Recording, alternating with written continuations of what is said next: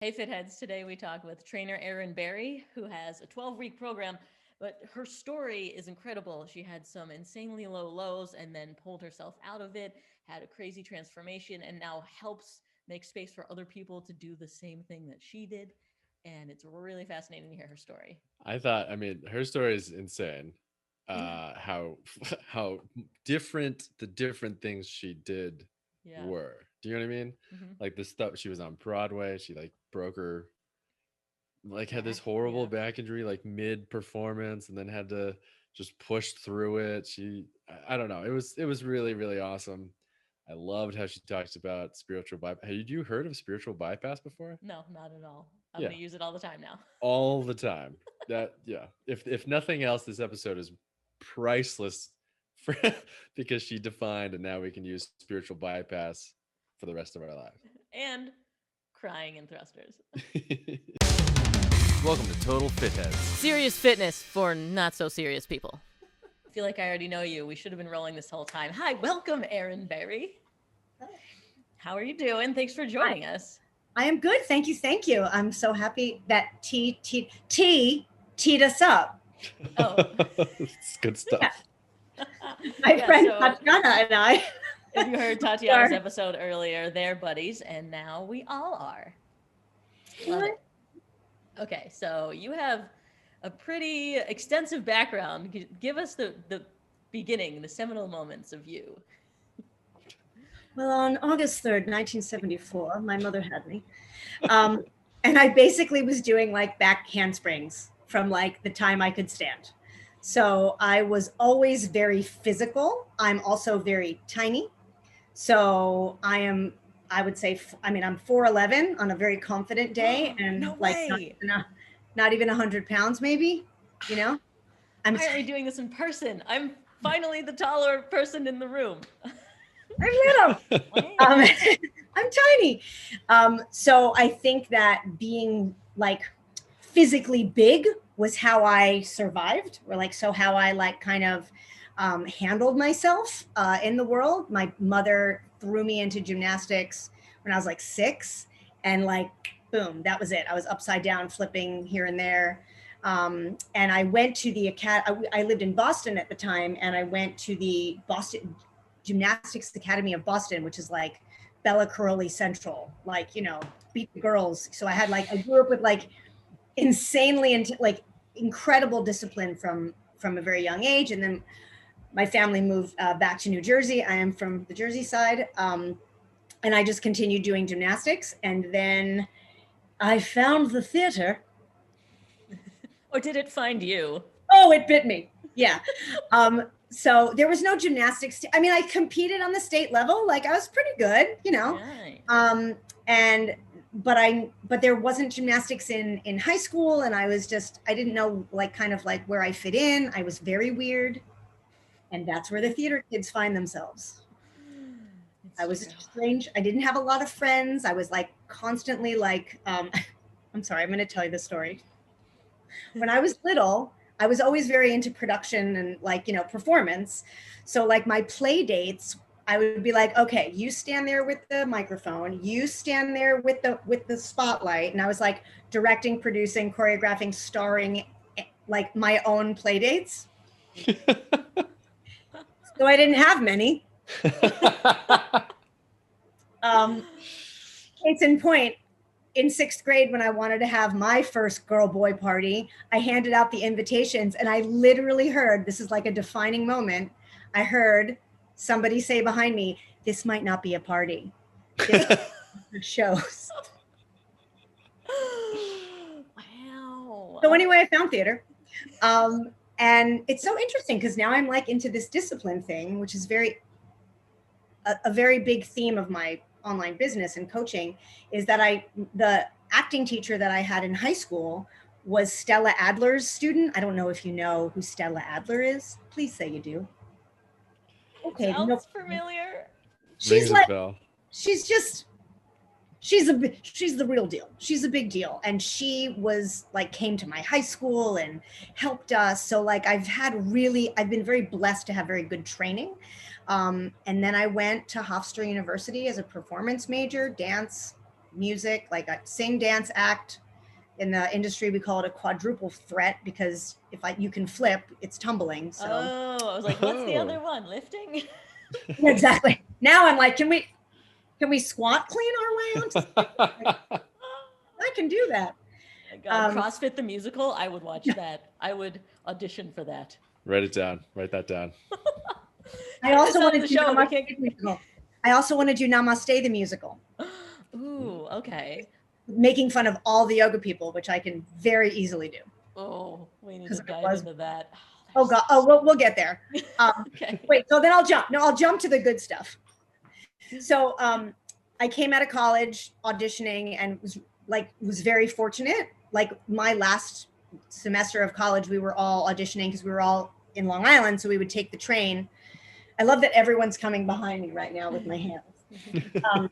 And so we would take the train, and I booked my first tour like before I graduated. So I was like off with the races.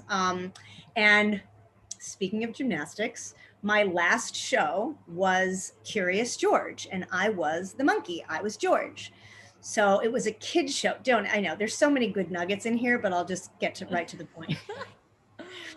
So we were in Florida, we were on tour, and my entrance was a back walkover to a back tuck. Like that, it was like, here's George. And I was like the monkey and hobbling around, and I didn't have any lines. And it was this really cool show that I was doing. It's a kid show. So it's 50 minutes. Like, picture a kid's auditorium theater with like thousands of like second graders, like, right? So those were my audiences. I come out, I do my entrance, and I feel, in fact, I can feel it right now just talking about it, something like clicked and snapped, and I was the first 2 minutes of the show. And it's a kid show. And I just I remember I went out to the wings and I'm like, monkey down, monkey is down. And they're like, we can't stop, keep going, do your best. And I don't remember the rest of the show. I just know that I was in so much pain that we took the bow, and the next thing I knew, I was strapped in a gurney. No. I mean, I make jokes about it, but it was one of the most traumatic days of my life. Let's laugh. Have you finished? The show must go on to the point where you're strapped to a gurney. Well, let's go back to my Bella Caroli gymnastics and Bella Adler. You don't stop. And I feel like I was hurt just enough to keep going. And when you have that adrenaline, you just go. And I was hobbling around. I just didn't do the gymnastics parts. I would just they just thought I was a monkey. And nobody cared. Nobody knew.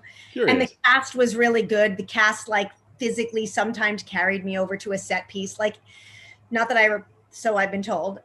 So here I am, don't have any shoes, in a monkey costume, strapped to a gurney, in a going to the hospital. It was terrible. And I had to go, I had to leave the tour, but because I was equity, I had to go back after 3 weeks. And the way Western medicine works and American healthcare is they're like, here, take some Percocets and we'll see you in 3 weeks. Wow. So there's that leg of my journey, if you want to know. So I went back on tour on a broken back and then ended up quit. It was so painful. That's what you broke your back? Well, I didn't break it wasn't a broken back, but it was, I just say that. I went back and I wasn't fully healed. Mm-hmm. Yeah. And I ended my Broadway career. And that, to this day, is the single most thing I've ever regretted. I never went back. I threw in the towel. My boyfriend at the time was a school teacher. So I thought, okay, I'll just do that. And I got a master's in behavioral psychology and special education. And and then I taught high school, I taught high school, and I was the girl that directed all the plays and did all the things, I was the drama teacher. But I always had that gnawing of going back. Oh, wait, do you want me to go back to when I was anorexic? There's so much I could say. Yeah, absolutely. That also feels like a big part of your life, right? Looking through your story online. So yeah, of course, touch on that. Yeah. I love that I just skipped over one of the most important parts. So I had lots of anxiety. I mean, I'm a Jew from New Jersey. It's in our DNA, you know. But it was really bad. Like I said before, like I felt like there was a committee in my head always trying to kill me, and the only way that I felt safe was by moving Mm. and pushing my body hard so that my body matched my thoughts. I know that sounds, does that make a little bit of like the That's a energy, great solution. the energy of my body matched the thoughts, and it actually grounded me. Yeah. Interesting. Do you think Um, that's tied to your gymnastics, like in youth and going through all of that, or is it more just like you were born with that sort of mind running? my family went through some tough shit when I was in. My family moved to Boston when I was in second grade, and my like dad was having a hard time and had to stopped working for a year, and I don't remember any of that. I remember gymnastics. So I'm pretty sure that all of that trauma, and it wasn't traumatic, like I didn't get beaten or anything. Like it was just my dad was having a hard time and was very vulnerable, and I remember none of it. And I just remember just feeling safe and good at gymnastics practice, like, you know, doing Mhm. things with my body. And it just always, and then consequently also being an actor, it's like, you can't touch me. I can feel all my feelings because I'm in a character. So none of my real feelings are going to hurt me. I'm going to turn my real feelings into a beautiful performance. Um, so that was that. But before I became Curious George, I was having so much anxiety that I couldn't eat. So my anorexia did not stem from wanting to be skinny at all. It stemmed from being so anxious that every time I ate, I like had a potty emergency, living in the city on subways. Sure. So it's like, oh, every time I eat, I poop myself. So I'll just stop eating. Mm. Like it was a very simple solution. Um, and then what happens? You get attention from people that you normally did not get. Parents, yeah. And then I found that like power anorexia thing where it's like now I have that control that I didn't have over my anxiety. And that's when I'm like, this shit's amazing. Like, this is great. But I was too skinny and I shouldn't have gone on tour. I should have, like, I went to treatment, right? So I've been to treatment many times. I've had, I think, 4 huge relapses. So the first time I got treated, I probably wasn't healthy enough to go on the road, and I did. And I'm sure that's part of the reason why I hurt myself. Right. Yeah. How did you feel doing physical activity without eating? How'd you do it? I mean, I pushed myself to the limit, and I I didn't feel it during, I felt it after. I remember when I was sick, before I went on tour, I was in a show downtown called Dante's Inferno. It was like literally a show about the 8 realms of hell. Great family show. It's a real, you know, upper. And I was like, I had to like roll around, and it was a very big dance number, like dance show. And I wouldn't eat all day. I would do the show. I would come home and eat a bowl of pasta, white pasta, with sugar on top, like Elf, because that's Wow. all that I wanted. And then I would sleep for hours. And then, you know, eating all the Klonopin because I would consume more pills than food. That's so I got addicted to painkillers, Klonopin, like all the benzos, all the really high things and all the really low things. Mhm. But yeah, I was in a tremendous amount of physical pain in recovery. And what helped was to push myself more Mm. because of the encapsulins and the adrenaline. And then, you know, and then eventually I'm, you know, in the hospital. So So it seems you always fall yeah. back on that pushing yourself physically. It, that you're always falling back on pushing yourself physically, like that's where you find comfort. Yeah. Oh God. Well, tell us a bit about like getting out of that. How are you feeling now? What was that transition? Yeah. So that I was a teacher a few times, and like I had a few bouts of anorexia because I kept doing shows. Like I was the regular person trying to live a regular life, but inside I was like I needed to be on stage. Mhm. So I would do community theater Mhm. Like I was always the lead in like the community theater show. Mhm. And every time and some of them were actually really, really good. In fact, I've like some people that I was on shows with like are literally on Broadway right now. Well, we're on Broadway. And every time I would do a show, by the time the show was over, I was 80 pounds. Every time, Wow. like the 83, I think was the lowest I ever got. Yeah. You can see the pictures on the Instagram. I was blonde. I pulled a Britney, like I shaved my head a whole. Yeah. So it was like every time I performed, every time I did the thing that fueled me the most, I got sick. So it was like, what, like, how do I do this? Because this is who I really, really am. So yoga was the thing that made me feel my body in my emotions for the first time and helped get my stuff together, like really helped me get my stuff together. So I took a yoga class. I'm kind of an impulsive person. I took one yoga class and I like broke, I had the experience on the mat and I just I cried in pigeon pose. Like I did, like for Oh real. wow. Yeah. For real. But this is in 2000. Now you guys, I'm old. I'm 46. So this was before yoga was an Instagram sport. This was in Yeah. 2006. Underground yoga. So when I remember like having this like breakdown in class and the teacher, was all tatted up. She had a nose ring and she was a vegan and like she picked me up and she's like, do my teacher training. And I was like, okay. And I remember I called my dad and I was like, this is the last $4,000 you're going to spend on my eating disorder. Let's go. Let's do it. And he was like, In one class. Right. I took one class. No, but honestly, it's one of the things that saved me, and it's something that I still do. Even though I like broke up with it a few years ago, now I'm like learning how to put it back in and how it balances like yoga, running, CrossFit, or hit training. Mhm. Huh. Okay. To me, that's the trillium. That's the holy trinity of fitness. Got it. Yeah, okay. Cardio, stretching, things that are fun. Got it. Got it. Things that are fun. Well, no, I'm with you, Allie. I'm with things that are fun all day long. I want to pick it up, put it down, repeat myself. Yeah. Hold a plank.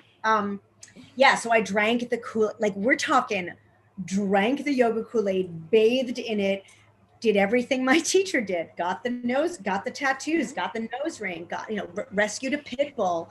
Got the pants. Got the pants, Lululemon. I was like the walking billboard. Also, side note, when you're a vegan, in my yoga circles where I got certified, that's like, oh, she's a real spiritual person. She doesn't want to harm people. And I'm like, oh, it's just an excuse not to eat meat. Oh, so like I didn't even realize people were worshiping me for starving. So that's rough. yeah, so I feel like that really helped me, and what helped me the most was the meditation and the philosophy, the Buddhist. I took like Buddhist vows. Like, do you think that someone in India has my name written Erin in English right here? Yes, I definitely do. But I have Just got to ask every single one, and I'm sure we'll find one of them. A lot of people in the world. Yeah, India. A lot of people in India. Yeah. Right. So whose name is on your arm? So I got named. So Bill. I Buddhist vows, and this is shit that doesn't hurt people. I took vows. Let's not laugh at me now. I'm laughing at like, Max because he thinks it's Bill.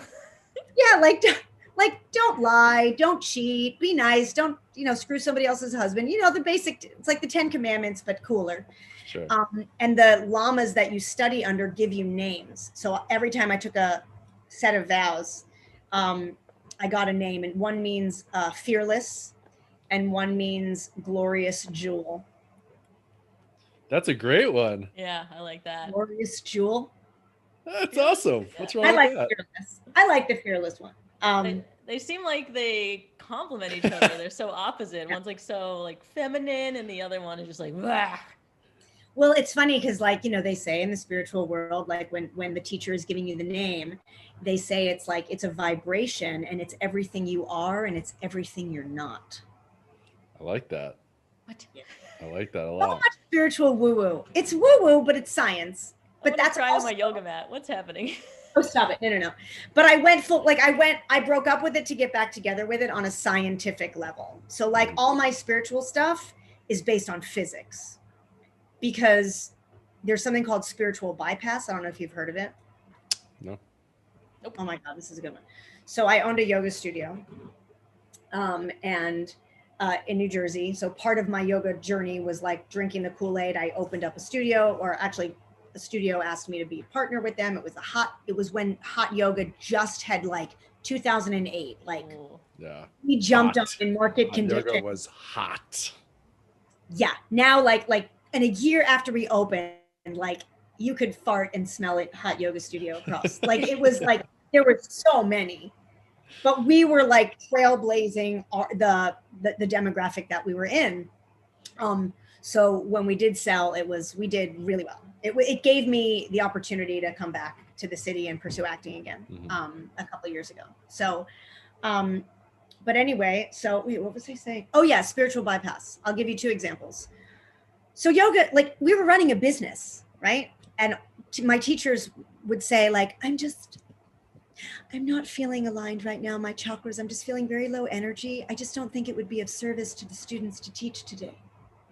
Like, bitch, your class starts at 9:30. Put on some lipstick and get out there. But that's spiritual bypass. It's not like it's using spirituality as an excuse not to be a real person. Case in point, my marriage ending. Ready for this one? Are you guys ready? Strap it on. Ready. Oh, I like the way Allie strapped hers on. Oh my God, this is a PG show. Sorry. My channel's flagged. So I met my husband. He was a yoga student of mine, very spiritual, but kind of came from the spiritual world of like ayahuasca and like psychedelics. He was an artist. He was a guitar player. Blah, blah, blah. We both sang for each other at our weddings. It was Hot. we were like perfect for each other. Yeah. I sang to him. He wrote a song to me. It was the best day of my life. I had 5 costume changes. My wedding, people still talk about it. That's amazing. Wow. You turned it into a whole show. Shocker. 5 costume changes. 5 my down the aisle, we had cue to cue rehearsals. Like it was the music, like everything had to be, yeah. Anyway, Incredible. So my marriage ended suddenly. And we were starting to try to have a baby. And that was a big deal to me because of my physical journey of being anorexic. At that point, I had like 3, relapses. So I'm like, one of the reasons I really got healthy was so I could be a mom, like hold it, push it, and make sure it doesn't die. Right, exactly. Right. Not in that order. Right, exactly. So I was, like we were all ready to go, and like 3 months go by, and of course I'm like a psycho. I'm like, why am I not pregnant? We've tried 4 times, and I'm like ready to call in vitro, whatever. I'm like, starting to make the doctor's appointments, and my husband, who I had no idea, was starting to like act weird, decided to go on a camping trip. Went on a camping trip with himself. He liked to camp by himself. I think actually he had his brother and his cousin with him this time, but he was a loner, a rebel. Like he was very, like he had been preparing for the apocalypse for years. We had to-go bags. He was like a woodsman. Like he laughed at us. What'd you say? Like we had to go. I'm like, why are we buying beans? What's with the beans? Did you never know? Just in case. Yeah, of course.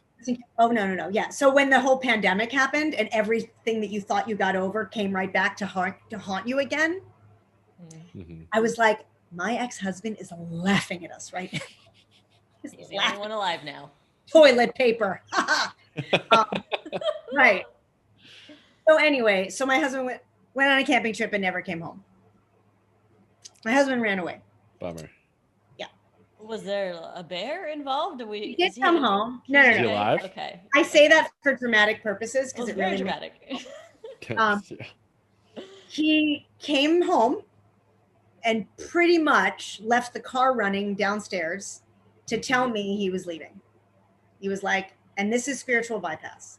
He said, I'm doing you a favor. I'm setting you free. I realized I don't want to be a dad or a husband. I don't even want to live here in this world anymore. I need to live in the woods by myself, off the grid. I don't want to be this. So I'm setting you free. The universe spoke to me. I'm out. And he Motherfucker never came back from the woods. went into the wood, and he's still there. And you know Really? what? That makes me very happy. Hmm. It does. That he Just did a what woods he was person. gonna He do. just lives out there. A Yeah, woodsman. I think he has a job. I was actually I was putting him through school for his master's. I should have known it was coming. Like, he was getting a degree in conscious evolution. Like, he was one of those like he was a smart guy, but like Yeah. read physics books on the toilet, which is what I loved about him. Listen, we had a great, like, we were together like 9 years. Yeah. So that's spiritual bypass. So I basically broke up with yoga that day. And I was like, Because you're just bad at spirituality at that point. oh yeah, because like it's I would be. here's the thing. I have a lot of my brand stands for just having integrity and I don't know, like treating other people the way you'd want to be treated and to not be a coward. And he left, he like got out of jail, like he left and and look what he left me. I was 39. Who's gonna be my baby daddy at 39? Right? Who's gonna knock me up? Here I Somebody better than him, obviously. A 40-year-old. And it is a sad story, and it was very traumatizing, and it led me to like desperately wanting to freeze my eggs and not having enough money to do it, racking up incredible amounts of debt, and then not being healthy enough to go through with it. And that's when I had my last relapse, where I pulled the Britney, shaved my head, dyed it blonde, and got down to like 82. And I was eating more pills than food. I was like, put it up, do it. I don't know what I'm putting in my nose. Is it up? Is it down? Mm-hmm. Like, I would do Red Bull and be calm. I would be like, does that ever happen to you with pre-workout? No, If I do pre-workout for like 55 days in a row, then yeah. And if I skip 56, I'm like, yeah, I need something. Yeah, for sure. Yeah. My central nervous system was just, I'm very good at not eating and very good at like eating just enough to get me by. And I'm a really good functioning. I was running a yoga studio. Like well, at that time I wasn't, but like I was teaching for Equinox. I never was late to class. I taught flawless classes because I was a very like high functioning, very high functioning. Wow. So nobody knew. Yeah. We knew. My close friends knew. And my parents only knew what I was telling them. But my rock bottom, I'll never forget it. I came home from teaching, and my friend Kelly, I called her up and I'm like, I'm freaking out. I can't, I'm too anxious. I can't breathe. I'm freaking out. And she came and she looked at me and she goes, okay. It's like, you have two choices. We're going to go to one of two places and you get to pick which one. We're going to go to the hospital, or we're going to go to your parents' house and they're going to take you to the hospital. Which do you want? Yeah. And that was the last, like bad. That was in 2015. So you reached the low point. Yeah. So And I'm then? better. Like, but what's helped me. Yeah, don't leave us at the low point. Jeez. I know. Well, see you later. It's funny. And like now, like my face is hot and like I'm like, don't cry in front of the podcaster. But I'm okay. Like I'm okay. But what helped me was weight training, Heavy training, and revving up my meditation and free writing. Like I don't journal, free write, and getting off of the Western medical model. like, you know how many crazy, I've been diagnosed, like, look in the DSM-5, like, I'm like every diagnosis, they're like, Erin, like, you know, and so the West, part of the reason I was so anxious and depressed all the time is because they're like, you're bipolar. And I'm like, what does that mean? Ooh, I'm going to do this. Like, no, you're manic. Oh no, you know, like I bought into the Western medical model of let's just slap some pills on and it was good because of clear storage.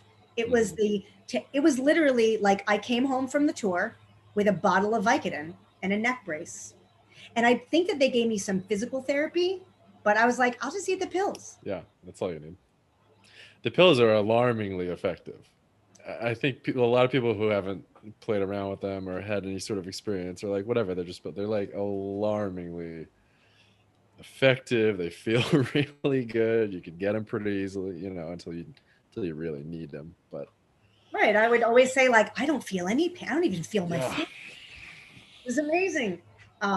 Yeah, and it and getting, and then you would get a prescription. So you'd go in. I feel depressed. I feel anxious. They're like, ooh, what was that commercial you saw? Oh, Prozac. Okay, we'll give you that. And then then there were side effects. So it was like, and then I didn't know what my real feelings were, what the side effects were. Then I wasn't eating. Nobody knew it was wrong. Like I got every test in the book. Like I pooped in every, you know, thing. And like, I got the blood test. I got this. They're like, nothing's wrong with you. You're just crazy.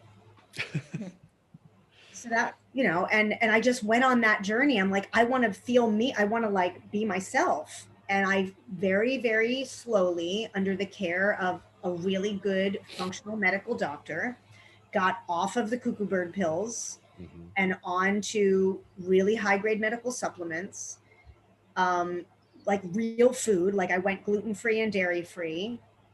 And it's like, you know, like CrossFit, functional medicine, and meditation. Leave the yoga out. Yeah, yoga's like, I don't know, just, you know, stretch. Yeah, tell us about the functional medicine. So these high grade supplements, like generally it seems supplements don't give like a remarkable change, right? But you're taking some things that like you really felt made a difference. Yeah. I did. I don't know exactly what I was on. And I still, I'm on like a high, like, and these are like good, like this is not, you don't go to the health, this is not even go to the health food store and get it, because they even water that stuff down. So like my functional medical doctor, I will go once a year and I will get like 14 vials of blood taken from me, spit, poop, pee, like every excrement gets put to a lab. I pay lots of money for it and it's worth every penny. Yeah. And I stopped eating gluten and dairy. That was an easy one. I'm like, oh, easy. Now I don't have adult acne anymore. Yeah, but I've had it acne since giant bowl of Greek yogurt that I just housed before we got here. I don't know. It just worked. You know, it worked. It's funny because now the pandemic, I've had a really like 2 months, and I called my therapist. You must be the only one. Yeah. Oh, I had a breakup. I had a whole thing. So, I called my therapist up like a month ago, and I'm like my pill girl, like who's my the girl that prescribed me medicine, like the cuckoo pills. She does just therapy with me now. Mm-hmm. And I got on the Zoom call with her, and I'm like, I don't want to grow. I don't want to learn. I don't want to feel. Give me the pills. Let's go. I'm done growing. Clock's ticking. I'm done. I did it.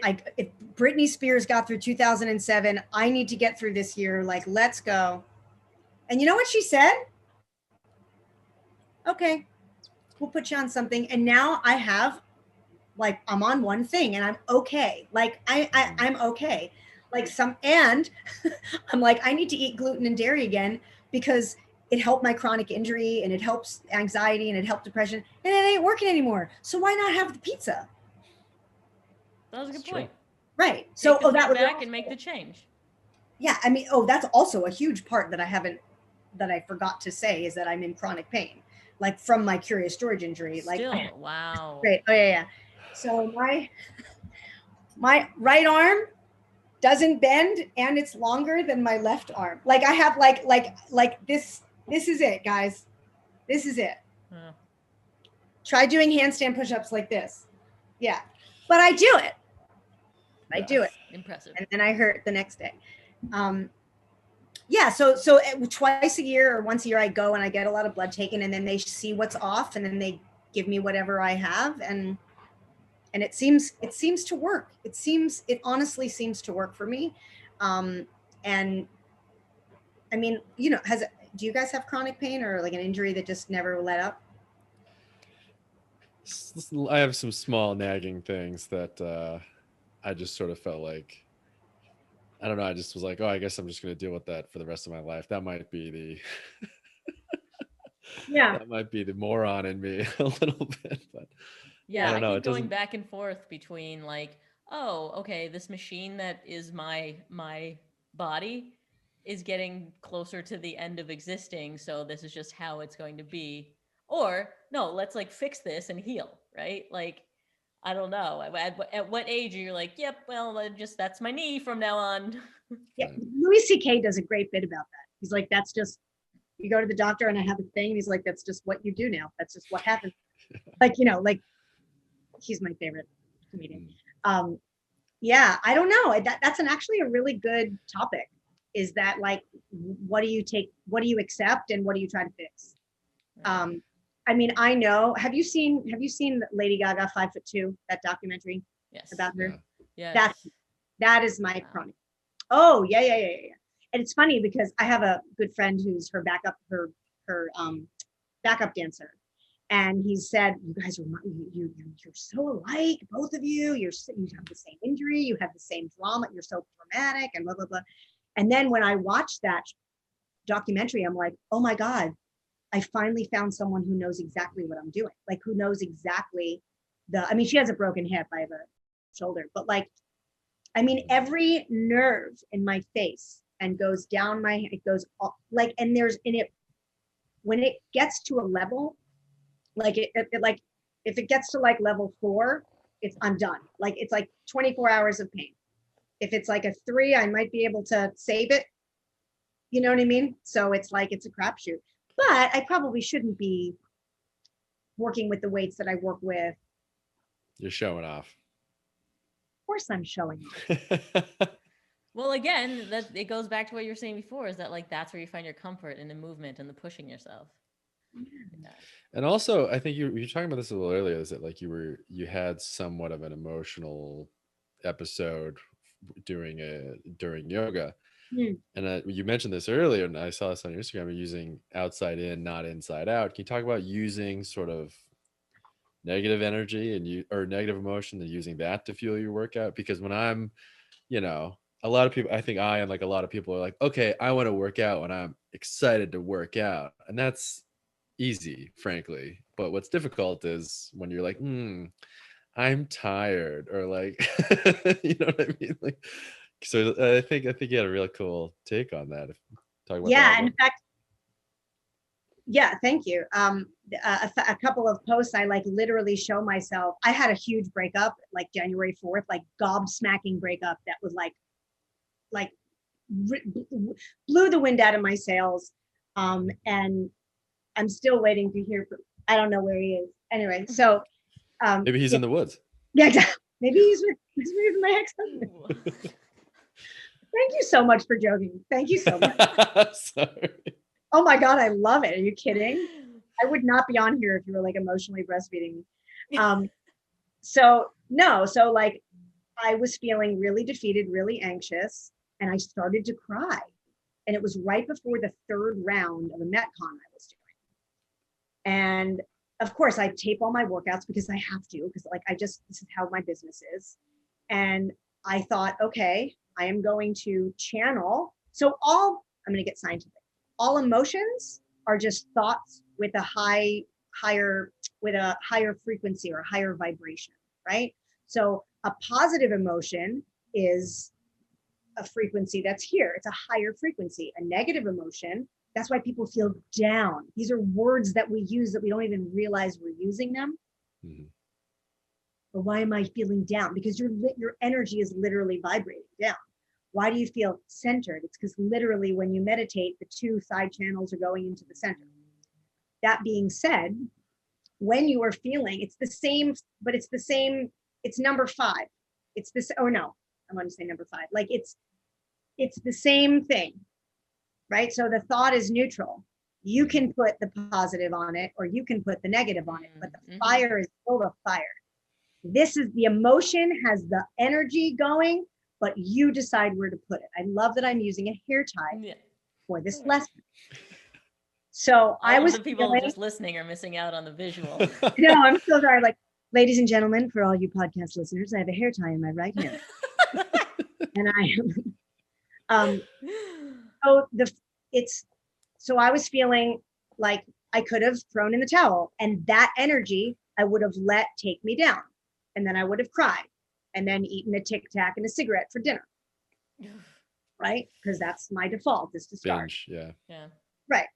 Well, no, binging would be 3 Tic Tacs.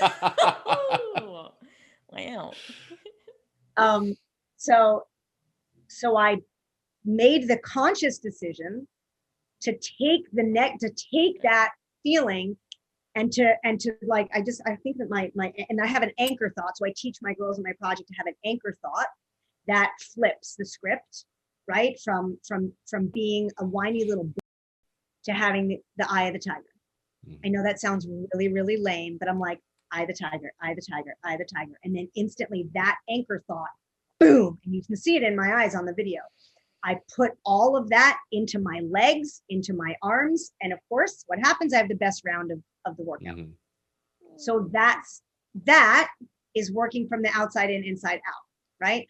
But if you weren't strong to begin with, if you could do like a little basic, like, bad, like shitty push-up, you don't have the emotional wherewithal to hold that. So that's why I say outside in. The vessel has to be strong enough to hold the emotions inside.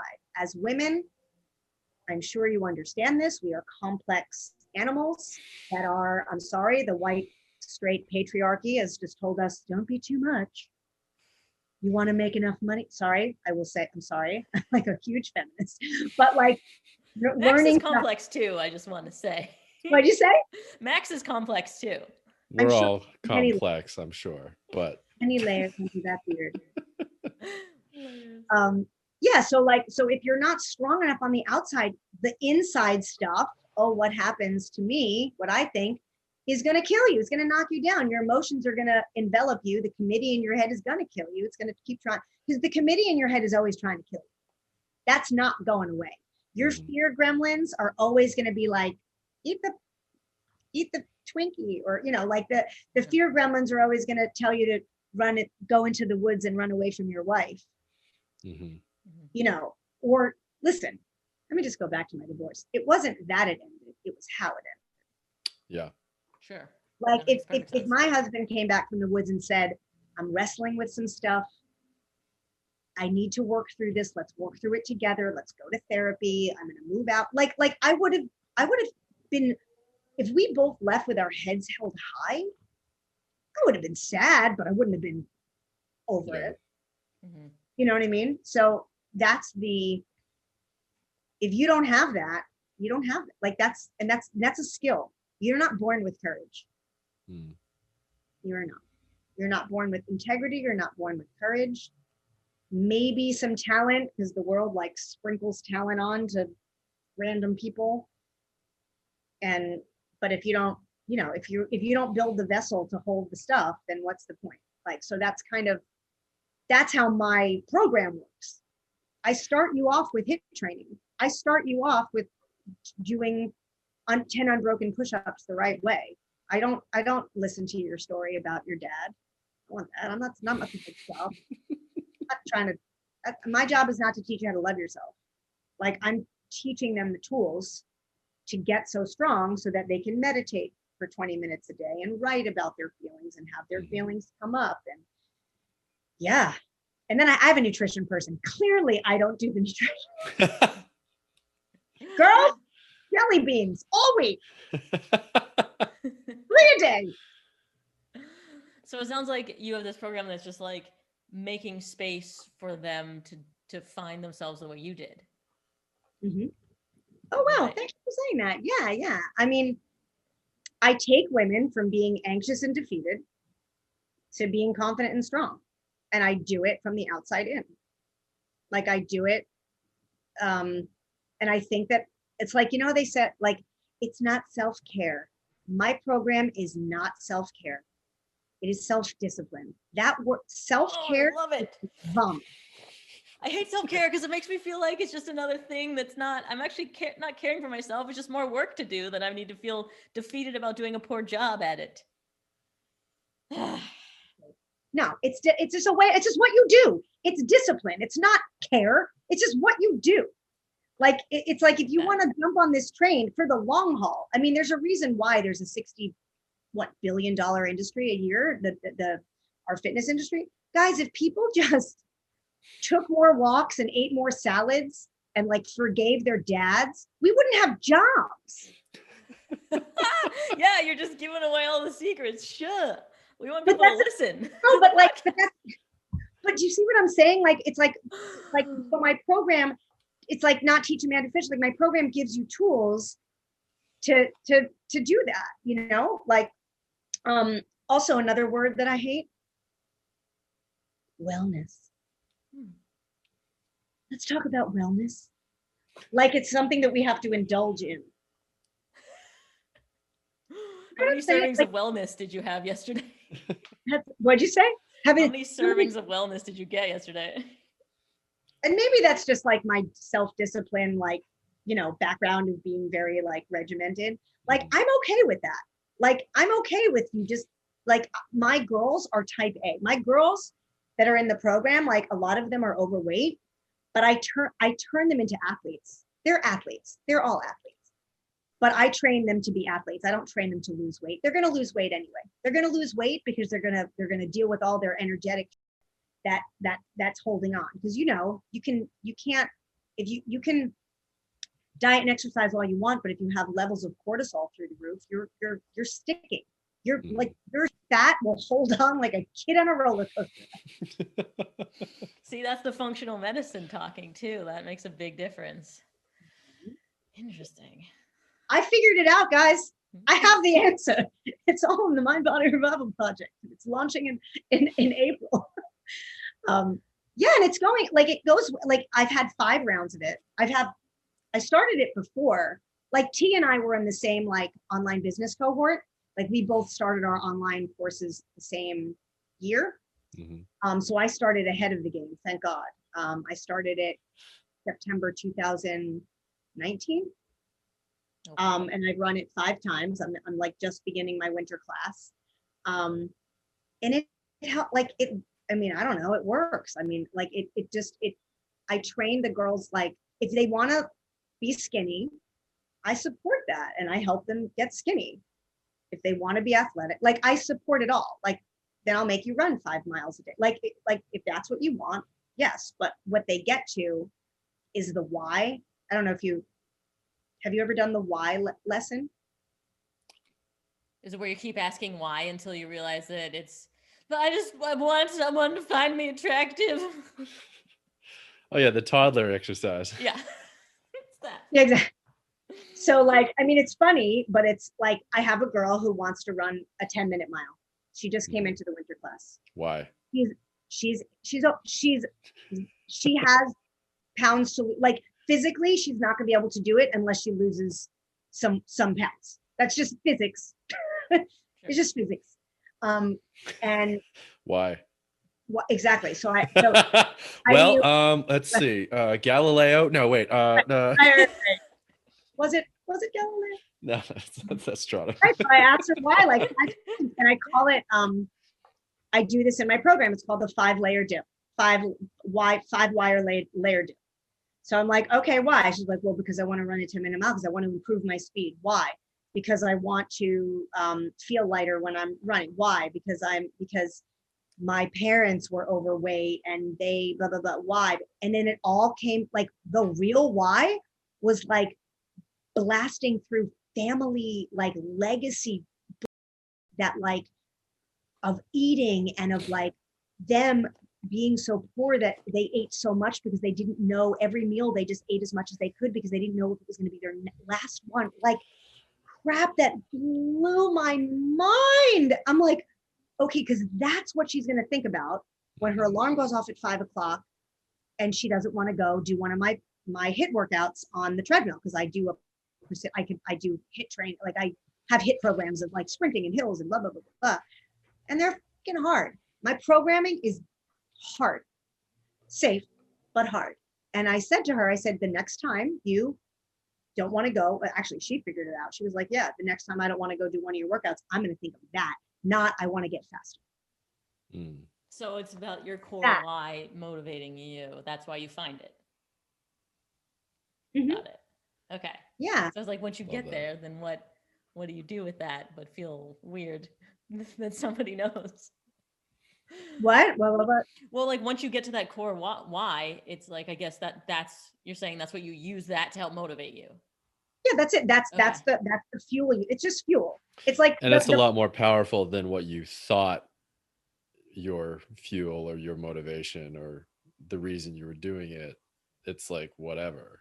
Okay. You know, I want to, you know, that why is like, you're like, oh my God, I definitely want to do that, you know, whereas this sort of surface level why is a lot of times what people think they're doing it for, but it's just sort of like frosting.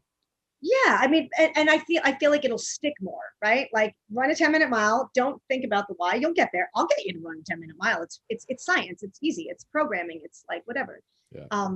But then you'll stay at the 10-minute mile longer if you know why you wanted to do it to begin with, right? So it's like my program is for every kind of body. Mm-hmm. The white body, the black body, the big body, the small body. There's just one kind of body that it is not for. Dead. And that is the lazy body. Oh, Yeah. yeah. No, So it's you're not there to be lazy. the motivator, the accountability coach, the drive behind their laziness. No, I am. I hold this. I mean, anyone can teach you a push-up. It's just who are you choosing to? Anyone can. Everything that I'm teaching, you could Google any of it. Yeah.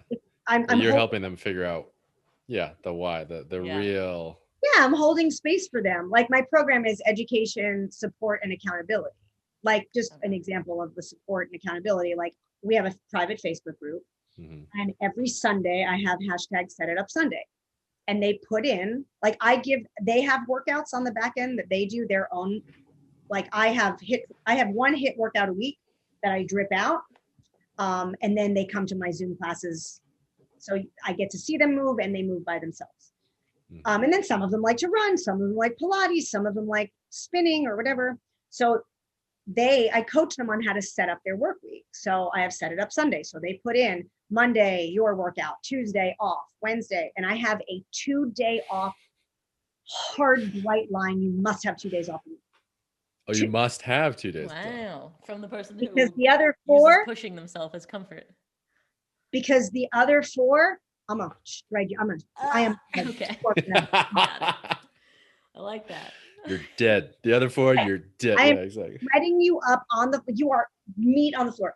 And it works for me. What if somebody wants, I can't stop them. I have someone that has been with me and is now my personal training client. She has 6 hard days a week. She runs on top of her strength training. She completely evens everything out. I can't stop her. I can't stop her. That's what she wants. Right. When she complains about how she doesn't like to look, I say nothing. And it's really hard. It's really hard to get someone to change. But like I see their workout week, and then they're held accountable for it, because if I don't see them in class, I'd be like, yo, where were you? Right. So like that's the support. And they can also ask me any question they want. What's a good substitute for this? And like I'm in the Facebook group 24/7. We have a coaching call every week that we come on, and like everyone gets a chance, and there's a theme every week, right? So what was this week? Like some of the themes are a form of meditation. There's a writing prompt that goes with that theme. So that's the psycho-spiritual Buddhism stuff. Like some of it is like, morning routines, all that stuff. And then they have so they come online, and we have a nutrition challenge every week.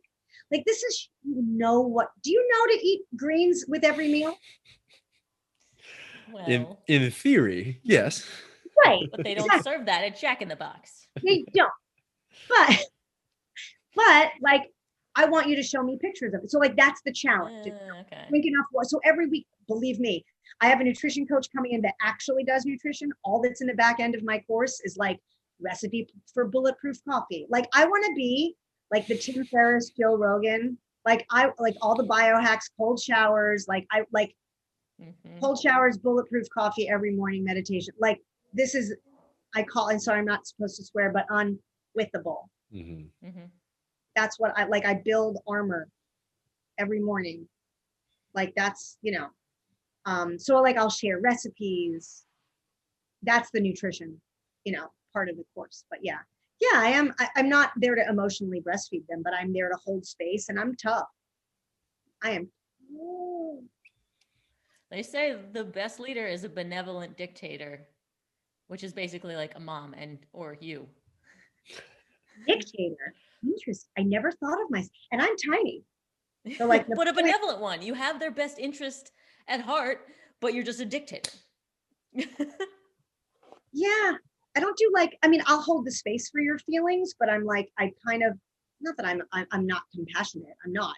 I'm like crying every night in quarantine. Again, probably just you. Everyone else is fine.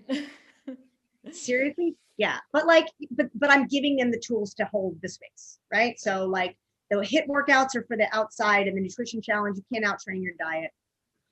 But I think that's really important because a lot of people, they're probably willing to do the work and they're happy to do it once they see the results. But if they don't have a format or a structure to do it, or they don't have someone directing them and keeping them on task, then it's so easy just to be like, you know, I'll figure it out tomorrow, or I'll just watch one more episode and I'll figure that out, or blah, blah, blah. But, you know, I think that's what a lot of people are needing, especially now. Good Oh Lord, my yeah. God.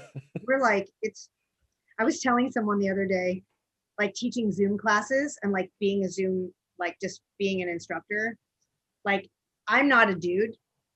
Can I be like a little dirty? Sure. Okay. Sure. I feel like I'm not a guy, but teaching Zoom classes, I feel like, is the equivalent of having sex with 3 condoms on. That's what teaching a Zoom HIIT class is. You're just so far removed. Like it's happening, but you don't feel it. Like it's just, it has rattled our industry. Like we are so drained. Do you guys coach in person? No. I would think, going back, I would imagine it's like having cyber sex. Is that still a thing? Cyber sex? It's like video chat sex. Like if your boyfriend or girlfriend is overseas or something and you have to have a night like that. That's what I would sort of equate it to. Yeah. I mean, it's still, you know. Yeah, works, but it doesn't. Right. I mean, are you guys, I think Allie is more of a CrossFit. No, not CrossFit. You're like a HIIT athlete. Sure. CrossFit. I don't know. Look at my power rack. I did some powerlifting earlier. Oh, I'm like, I miss that barbell so much. I cannot. By the way, I saw your video of the split deadlift. Yeah, Jefferson deadlift. How stupid. I mean, I want to try, because I'm like, I'm gonna try that. I want to put that bar. Well, not to be sexual at all, but the barbell to me is a like you have a relationship with that barbell. Oh yeah. Interesting. It is. Phallic, if you will. Many times I've snatched my ex-husband, like on my broken shoulder. Wow. You know, it's like you can't really. You can do the 5-layer Y dip to a deadlift, I guess, to anything. But yeah, that like having control over the bar, having the bar control you, it's like, it's that mental, it's just that mental shit. Like, I just feel like the best athletes are just not the dumb ones. Like, we get a bad rap for being like gym rats, like, dude, lift it, add it, but the real athletes are the ones that I think can connect to metaphors that way. Absolutely. And they can use their sort of physicality to express or to deal with whatever they're trying to express, or some way to use their sport or their exercise or whatever to deal through it, to get through it. Like that's why your program is so cool. Yeah. Thank you. Thank you. Thank you. I'm The, like, the craziest part of your story, I don't mean to step on your story a little bit, but you left out the craziest part, which was as you were crying, you went back to your round of thrusters. It wasn't, it wasn't even a Yeah, let me go burpee. jog again. Like, are you Thrusters kidding me? That's the hardest one. overhead with your unmatching arms. Are you kidding me? Ugh. 20-pound dumbbells. I really need to get more. Yeah, basically, yeah, exactly. But like that's the once again, I actually was listening to I've been listening to your episodes like for like a week now. One of my favorite Great. ones, I think, what was it? Make sure to leave a review on iTunes. Absolutely. Max was like, oh, I'll just highlight that video about recovery that I'll never do. Yeah. I do that all the time. I'm scrolling through content. I'm like, oh, that's brilliant. I got to try that band rock, try that activation. Ooh, look at that. I'll never do it. You know what I'm going to do? Cry and do thrusters. That's what I'm going to do. Cry and do thrusters. That's the name of this episode. Crying thrusters? Yes. Yeah. Oh, that's good. It's like, but that's like I feel like we're the hardest. I don't know. I'm addicted to not like screwing myself up, but like, of course I want to be safe and healthy, but like, I am always want to push myself. Like, I just want to, and especially in quarantine. Are you guys, is LA open? Like, what does it look like? I don't know. I haven't left this garage in months. Not that's happening. It's not great. There's a lot of outdoor exercise, which is cool. I think that also helps a lot of people. Right. Do you guys have snow? Oh my God, I didn't even think about that. Of course we have snow. It's New York. Oh my God. Yikes. My sister's in Austin. She just got no power. Did you hear what happened in Austin? Yeah. My sister at 2 a.m. lost her power. They're in a hotel right now. And like, there's no, like, the infrastructure of Austin is not meant to like blow snow. So like everyone's stuck in their driveways. You can't drive. Like, it's insane. That's crazy. Cry through it. Thruster cry through it. Thruster cry. We'll use that thruster cry. Thruster cry. But Allie and Max, are you like group fitness people or are you do it yourself people? Jeez, it's been a year. I don't even know. Yeah. I mean, I used to go to CrossFit classes, I think. Yeah. And then like a gym. There was a community that I was a part of. Even when I would lift alone, there were people there. But yeah. I get what you're saying, that it's so visceral. Like, working out is usually community. I've actually read how it's replaced church, because now we're also secular and not spiritual, but we still need that human connection and to go somewhere and have a transcendent experience. That's what CrossFit turned into. That's what all these gyms were. And now we're missing even that. Like, humans need church, whether it is church or working out. And now we have neither.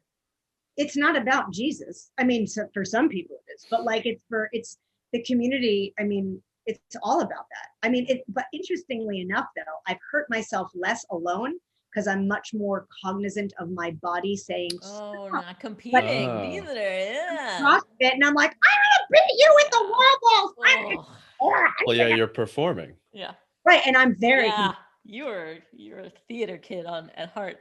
Of course. So like, and also, I don't know, like your jazz hands turned into like high pulls. Of course. And like being a gymnast, like how could I have not wanted to do CrossFit? Like it's like right. It's like makes perfect sense. Absolutely. How interestingly enough, like I was a dancer, but I didn't like you'd think like a lot of dancers are Pilates instructors. I'm like pulsing, toning, and sculpting for me. No, thank you. Thanks. Not my thing. Yeah. But the community aspect is like, I'd rather hurt myself and have a better time with people than, I mean, like, listen, I love my dog. Like, I love her, but it's just her and me. Like, it's just us. Like, it's tough. It is tough. But you have a whole barbell behind you. I know. I feel bad. No one look at this. Well, no, I could. Yeah. All right. Well, next time you're in LA, we're gonna see who can cry and thruster harder. I feel like you're gonna win on the tears, and I'm gonna win on the thrusters. Wait, we're gonna do a video called "Crying Thrusters." Yes. Wow, I love that. Yeah. I'm happy to referee. Bring it on. How many thrusters you can do whilst crying? Yeah, each round you have to like name something that like harmed you in your childhood, and then do 15 thrusters. Wait, oh my God, this is 1 This- minute No, it's rest. you just stand there and who can make themselves cry first, and then once you're crying, then you can start your thrusters. Oh yeah, so it's like a buy-in, like Yeah. rounds for time. Oh my God, that's thrusters the with a buy-in. cry It's the buy-in. buy-in. Yeah. Cheers. But you can't do anything. You can't see it. You can't look at your phone. You just have to sit there I love it. The and buy-in. deal with yourself. Oh my Brilliant. gosh. That's brilliant. That's brilliant. I love it. There's my best friend and I are like maniacs, and my program is called the Mind Body Revival Project. But her and her boyfriend like send me videos about Mind Body Death Project, like 5 ways to ruin your day. Like we have opposite meditation. Right, like I want you to imagine all your dreams and now put them in the palm of your hand. And I want you to walk down to the toilet and flush them all down and remember everything you ever did. Remember all the ways your father harmed you and the neighbor. Like we go, oh, no. Like we go opposite day. That's, I mean, that could be opposite CrossFit day. Love it. All right. There's- Well, this we have has been something- awesome. Oh, Thank you sorry. so much for having us on, or for coming on. Jeez, I feel like you hosted the show and we just got to, we're along for the ride. Once I get going, like I really can't stop talking. Fantastic. Is that okay? Good thing it was a podcast. It's your gift. Yeah, right. Because of course, like, wait, this is, I know, I like, we'll end it, but like at 3:20, I'm going, just listen. Let them ask you questions. Talk slow. Stay on topic. Don't go all over the It's fine. They can play it back at half speed on YouTube. That's smart.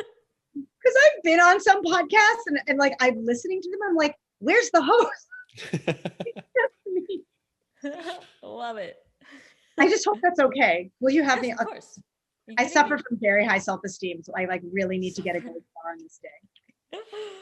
Amazing. Okay, wait, where can the Fitheads find your 12-week course? The Fitheads can find me on Instagram, erinbarry.nyc. Right now, I'm in the Mind Body Revival Project, so I'm in it, coaching it. And then in April, I'm launching it again, but I'm always open to chatting about it. DM me. I'm on the Facce Libre, the Facebook as well, just Erin Barry, even though I feel like it's more Instagram-y. But yeah, and like I'm always looking to like answer questions and help you. So, I mean, I hope that this also gave value to your listeners. Yeah, it was super Definitely. interesting hearing your journey. Okay, because you've had some pretty cool people on. Like you've had some blue-starred people.